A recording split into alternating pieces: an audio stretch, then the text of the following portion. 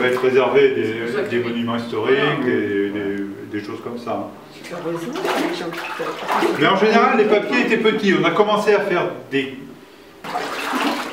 Mais il y en avait autant comme autant, surtout qu'avant la Révolution. Donc, on a donc un tamis. Alors ça, c'est ce qu'on appelle un tamis verger. Donc c'est sa conception, hein, c'est-à-dire c'est un cadre. Derrière, donc, on a des baguettes qu'on appelle des pontuseaux. Sur ce cadre, dans ce sens-là, vont être tendus des fils de cuivre, qu'on appelle des vergeurs. Et ici, on a des fils de couture, qu'on appelle des fils de chaînette. Donc ces coutures permettent de maintenir l'écartement entre chaque fil, puisque sur une longueur comme ça varierait, comme on dit.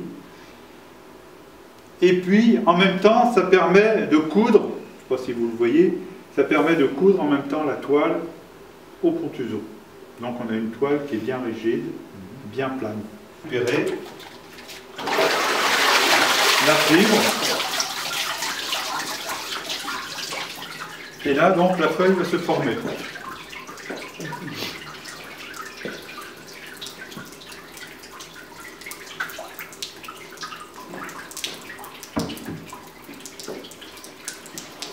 Entre chaque feuille, on va intercaler un feutre, de façon à ce que ces feuilles ne se collent pas entre elles.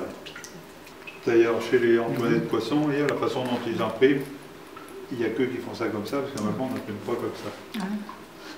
J'ai vu. C'est-à-dire que, normalement, hein, ça veut dire grâce à l'eau, comme, je dirais, un t-shirt mouillé colle à la peau, hein, c'est le même principe. Et ensuite, je vais poser donc ma feuille et mon feutre.